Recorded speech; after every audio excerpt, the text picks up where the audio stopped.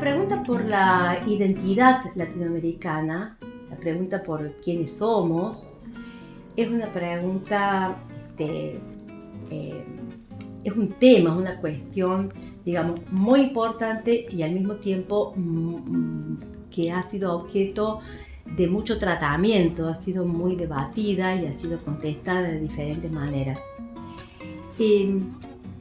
A mí me gustaría hacer, en primer lugar, una diferenciación.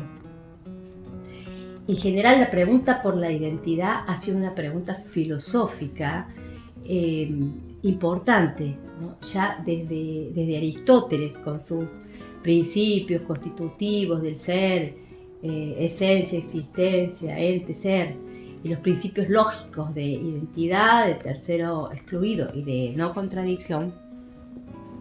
Es una pregunta que tiene una fuerte presencia en la tradición filosófica. Insisto con la diferenciación. Una cosa es la pregunta general que yo puedo hacer y digo, ¿qué es esto? ¿O quién es este o esta? Y es una pregunta cerrada. No es una pregunta interesante, es una pregunta cerrada, porque la respuesta es única. Yo respondo, esto es tal cosa o este es tal persona y ya no hay más posibilidades. Lo que es una cosa, ya lo dijo Aristóteles, no puede ser otra al mismo tiempo, bajo el mismo respeto y en el mismo momento. En cambio, en el pensamiento latinoamericano, en este campo del pensar latinoamericanista, la pregunta ha cambiado de dirección. Hay un cambio de dirección de la pregunta a partir de la introducción, diría yo, de dos elementos. Uno, el elemento de la historicidad, es decir, de los hechos históricos, y otro, el elemento de la discursividad. Me refiero a las operaciones de enunciación que dice el sujeto. La pregunta por la identidad en el pensamiento latinoamericano, al cambiar de dirección, se formula de otra manera. Ya no preguntamos, digamos, ¿qué es esto? ¿O quiénes son estos? Sino preguntamos por los diversos modos históricos de construirnos como latinoamericanos, de pensarnos como latinoamericanos y de decirnos como latinoamericanos. Es decir, que la respuesta a la pregunta ¿cómo va siendo posible pensar en identidades? La respuesta a esta pregunta son, como la pregunta es abierta, las respuestas también son abiertas. Las respuestas son complejas y la complejidad consiste en que pasamos del campo de la identidad al campo de las identificaciones, de la identidad a los diversos procesos de identificación. La pregunta sería, ¿cómo se produce este cambio de dirección? Es bastante sencilla la respuesta, mirando al sujeto. En lugar de mirar al objeto que queremos identificar, al objeto que queremos definir, miramos quién es el sujeto que hace la pregunta, a quién le dirige la pregunta y para qué hace esa pregunta. Y entonces vemos con bastante claridad que no hay una respuesta. Hay en lugar de una respuesta por una identidad, vemos que hay procesos identitarios, plurales, inacabados y muy conflictivos. Hay una disputa por el contenido de quién sea aquello que se identifica. Hay una disputa por la significación, hay una disputa por el alcance, por los límites, hay una disputa por el poder nombrar las cosas. Si yo pregunto a alguien quién es o cómo es posible que se identifique, entonces la persona que responde es la persona que puede decir esa verdad. Y esa es la disputa por poder poner un nombre y decir, esto es tal cosa o este es tal otra. Entonces, ¿cómo decimos nosotros cómo respondemos la pregunta, ¿quiénes somos nosotros latinoamericanos? Es una pregunta completamente abierta, cuya respuesta es muy conflictiva.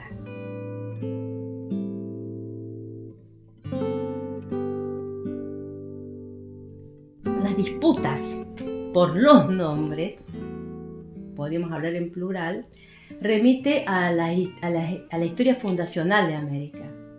Acá voy a traer a esta entrevista a Arturo Roig, que de alguna manera, o de muchas maneras, es también mi maestro.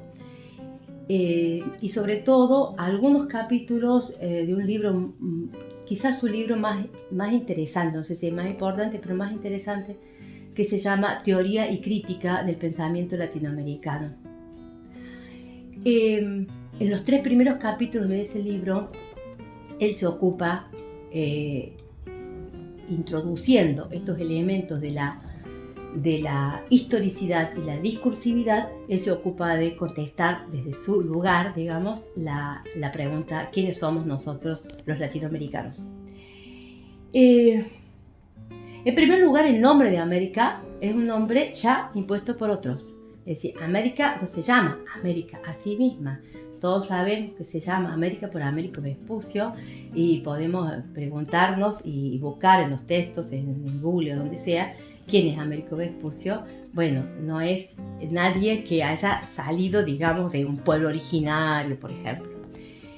El primer nombre de América es un nombre impuesto por otro. Hay otros nombres también impuestos. Por ejemplo, el Nuevo Mundo, por ejemplo, Indias Occidentales, ¿no? Uno podría preguntarse, ¿para quiénes este mundo era nuevo?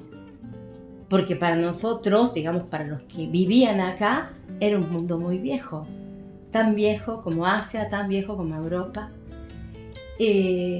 ¿Para qué posición las Indias eran occidentales?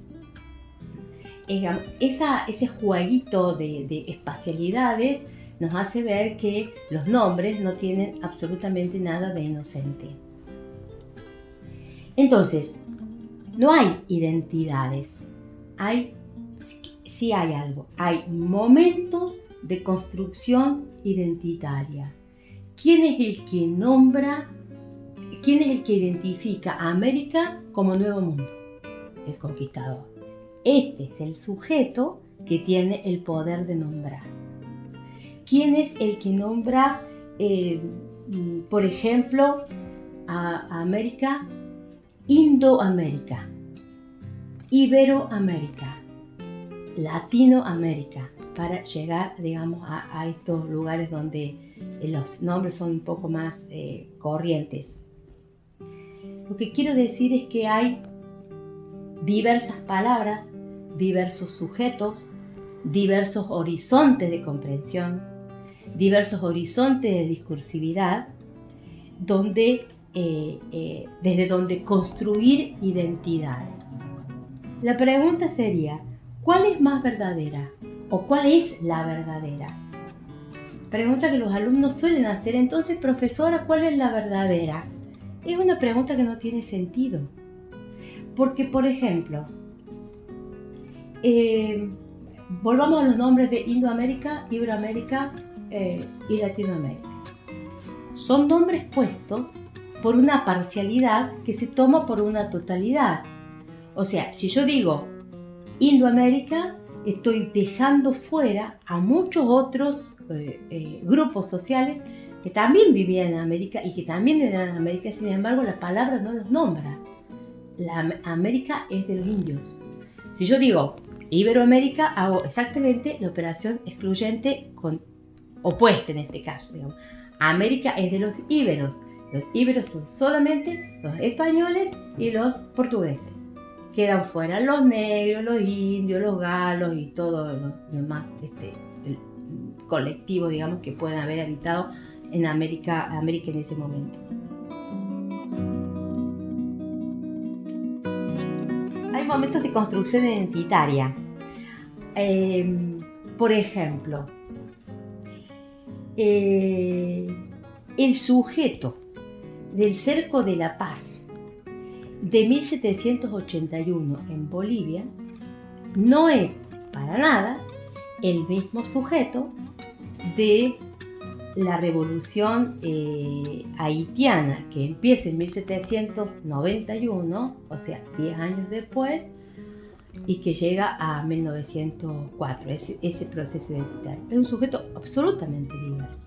Y otro sujeto absolutamente diverso es nuestro sujeto revolucionario, digamos, de la Revolución de Mayo, que empieza quizás un poco antes de mayo del 8-10 y vamos a un proceso largo que va por lo menos hasta 1816.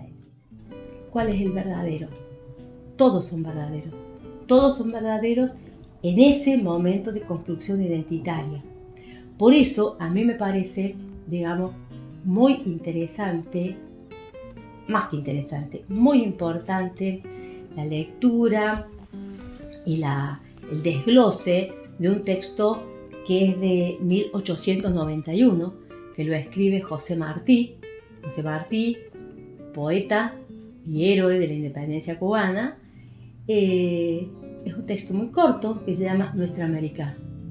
En ese texto José Martí lo que hace es preguntarse cuál es la América que es nuestra. Y la respuesta de Martí es una respuesta fuertemente compleja. La respuesta de Martí es la totalidad de las torsiones, de las complejidades, de las tensiones, de las diferencias conflictivas que cruzan América en todos los sentidos durante toda su existencia, digamos, como tal, ¿no? El texto es muy bello. Ustedes saben que que Martí es un poeta y dice cosas, por ejemplo: ¿Y qué somos? ¿Qué es lo nuestro?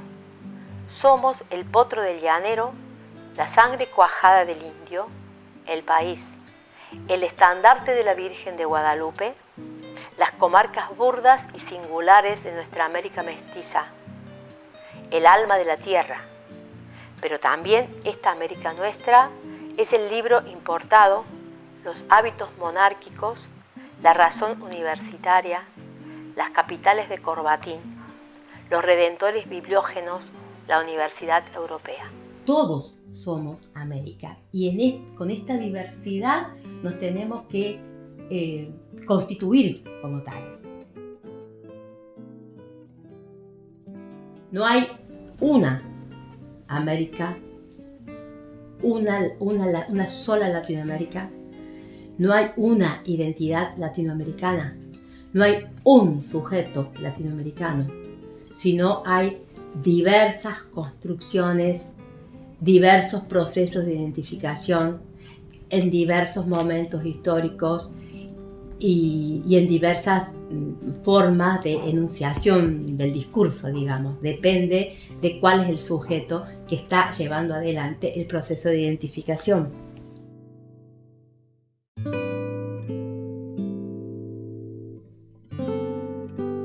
Siguiendo con las lecturas de algunos textos que nos parecen significativos, yo he elegido el texto de un poeta que es Atahualpa Yupanqui, uno de los textos que me parecen más potentes de él.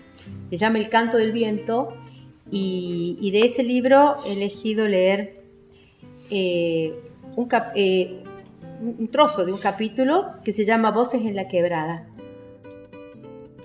Dice así: caminando territorio jujeño, sabemos que nos internamos en la antesala del gran silencio americano. Reino de arcilla y cobre, alto y seco, huraño y sereno a la vez. Duramente tuvo que combatir la espada del conquistador frente a la astucia y valentía de los humahuacas, los ocloyas, los casabindos, los atacamas, pueblos indios de enorme tradición labriega. Alparruna, hombres tierra, hermanos del maíz y de la quina, grey de los antiguos ritos del Ande, caminadores de todas las leguas, alma de yarabí, perfil de cóndor, silencio de agua mansa, espejo de la puna. A lo largo del territorio jujeño observamos los viejos pucaraes, los mangrullos, atalayas, las tamberías, los antigales y cementerios indios. De tiempo en tiempo, los investigadores nos muestran nuevos descubrimientos, acequias perdidas, ciudades enterradas, armas, huacas, momias, restos de la cultura de los pueblos, nexos de las civilizaciones de otrora. Y siempre, por encima de todo lo destruido, lo borrado, lo no averiguado, por sobre todas las dudas de la lengua extinguida y las poblaciones dispersas, priva a la raza del Ande. Sí, aún hoy, con todo el avance arrollador de estos tiempos de ciencia y mecánica y deslumbradora técnica, aún hoy pesa sobre el paisaje jujeño un aire cargado de silencios viejos, no triturado jamás en la alquimia de la colonia. No, aún hoy vemos, detrás de las palabras españolas y del perfil mestizo, el sello de aquella edad de greda y sol y cobre y ríos y de brantíos azules más allá de los dólares. He elegido para leer un párrafo de un texto viejo ya de José Pablo Feynman que se llama Filosofía y Nación. El quinto estudio de ese texto se llama Racionalidad e Irracionalidad en el Facundo. Y el párrafo que quisiera compartir se llama La grandeza del Facundo, se está refiriendo al libro de Sarmiento.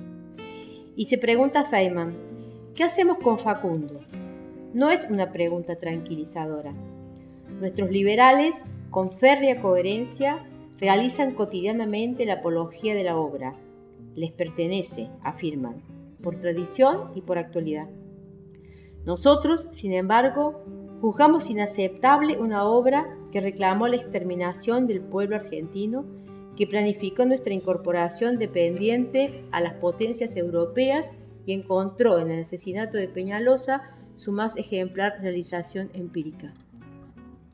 Pero nosotros, asimismo, haremos aquí su apología, porque Sarmiento fue un gran escritor, y no lo fue porque haya solo escrito bien, sino porque fue un escritor profundamente argentino y profundamente americano. Y lo fue porque advirtió, a pesar de su pasión por lo europeo, que la gran tarea de la literatura nacional no podía ser sino la expresión que es descubrimiento de la patria y de los hombres que apasionadamente la habitan. Porque aunque renegó de su idioma, el español, aunque anduvo diciendo por Chile que había que renovarlo con palabras nuevas, civilizadas y progresistas, llenó de asombro al gramático Mantilla cuando le envió el Facundo.